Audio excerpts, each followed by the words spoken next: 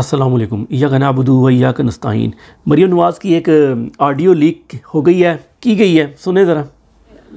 आपके ऊपर डिपेंड करती हूँ, मैं नहीं जानती। पब्लिक सेक्रेटरी इंफॉर्मेशन से बात करें, पीआईडी से बात करें और उनको कहें कि अगर आप नहीं मानते तो मुझे प्राइम मिनिस्टर से बात करनी पड़ेगी। मैं मैनेज कर रही हूँ, मीडिया मेरे हाथ क्यों बांध के रखते हैं? मैं मीडिया को मीडिया को मैनेज कर रही हूँ तो मेरे हाथ क्यों बांधे हुए आप लोगों ने। ये ऑडियो जो है ना, ये वैसे मेरे आपके लिए लीक नहीं की गई, ये जिन लोगों के लिए लीक की गई है ना उनको पता लग गया कि उनको आपको मैंने बताया था कि दो ग्रुपों में आजकल तसादम चल रहा है पाकिस्तान के अंदर।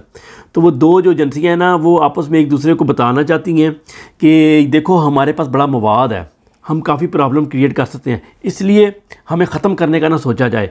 हमारा जो ना सियासत में रोल था, है और रहेगा। बेशक आप लोगों ने मैनेज कर लिया ज़बरदस्ती बंदूकों के ज़रिए से और ला के हमारे सर पे बैठा रहे हैं। बैठाना तो वो भी चाह रहे थे लेकिन उनसे मैनेज नहीं हुआ। आखिरी दिन आपको सारी वो वीडियो बना के दिखाई हुई है, रात को 10 बजे क्या हुआ था।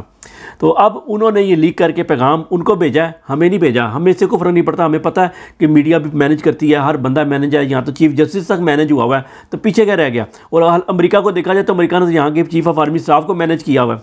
दूसरी इंपॉर्टेंट खबर जो है वो ये है, आप पहले ये देखें, वीडियो देखें ज़रा।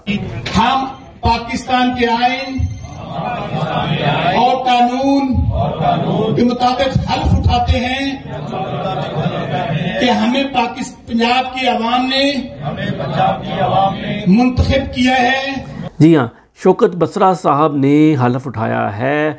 जो लोग फार्म 45 के तहत जो लोग कामयाब हुए हैं उनका हल्फ उठाया है, जबकि जो पंजाब असम्बली के अंदर आज 2 नंबर इजलास हुआ उसके अंदर फार्म 47 के तहत उठाया गया। और ये फार्म 45 फातिमा जिन्ना के पास भी मौजूद थे। फातिमा जिन्ना के पास फार्म 45 थे, जबकि अयूब खान के पास थे फार्म 47। ये आज की कहानी नहीं है, ये पुराना छापा है। ये छापा नंबर 1 का जो छापा है ना, ये वही चल रहा है। जी हाँ, वो 70 साल से एक ही छापा चल रहा है। तो ये छापा चलता गया। अब यहाँ पर इन्होंने ये देखें, आपको याद होगा हमजा शहबाज का इन्होंने एक होटल में इजलास बुला के उसको वज़ीर आला बना लिया था, याद है ना आप लोगों को।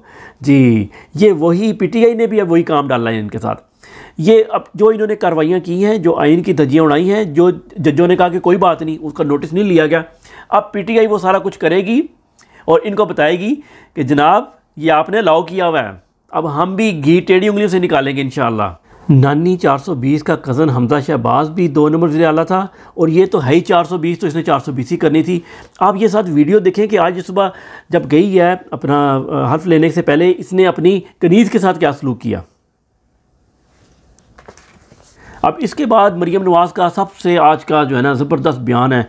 उसने मरियम नवाज़ ने कहा है कि मेरा दिल, दफ्तर और चैम्बर अपोजिशन के लिए 24 घंटे खुले हैं।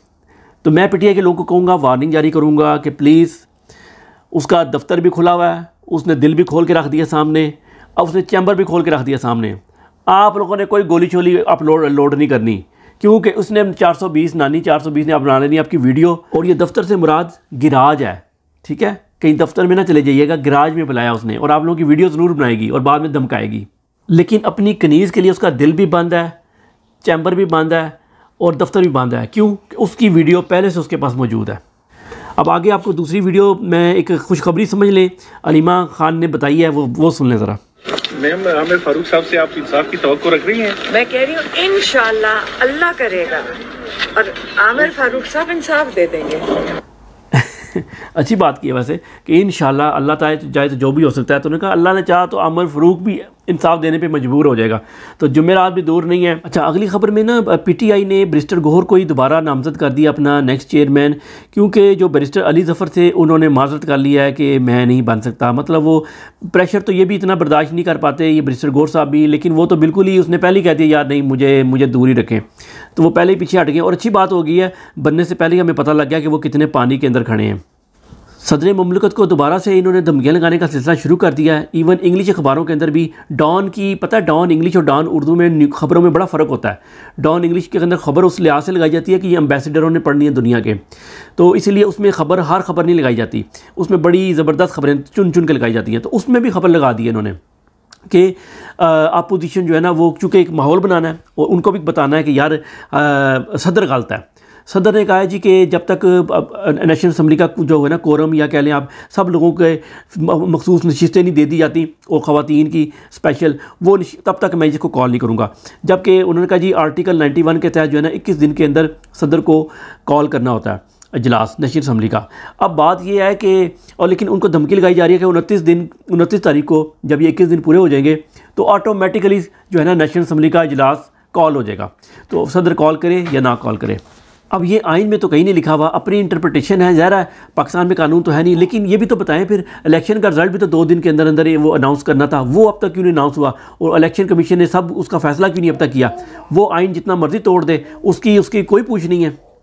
लेकिन सदर मुमलिकत ने अभी तक तो प्रेशर बर्दाश्त किया है और उन्होंने समरी जो है ना मुस्तरद करके वापस भेज दिया। 5 दिन अपने पास रखी है, उसके बाद वापस भेज दिया है। अच्छा, एक आखिरी खबर सुन लें कि एक लाड़काना में खबर आई है।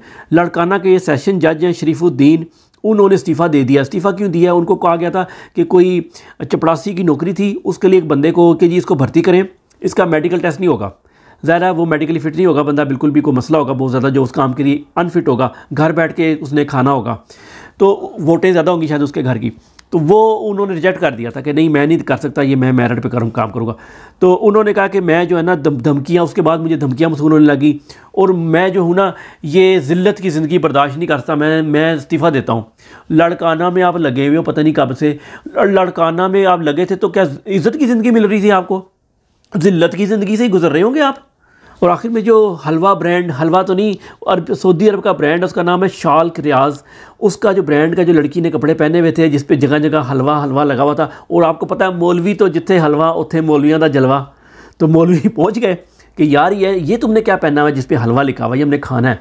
तो वो उसको जिस औरत ने बचाया, पुलिस वाली ने, वो जो थी वो पीटीआई की ख़वातीन पे तो जुल्म करती थी, धक्के मारती थी, सब कुछ करती थी, लेकिन उस टाइम इनको किसी को इंटरनेशनली मीडिया को याद नहीं आया। अब बीबीसी तक न्यूज़ दे रहा है कि वाह जी वाह क्या हीरोइन है, उसने मौत से बचा लिया एक खातून को।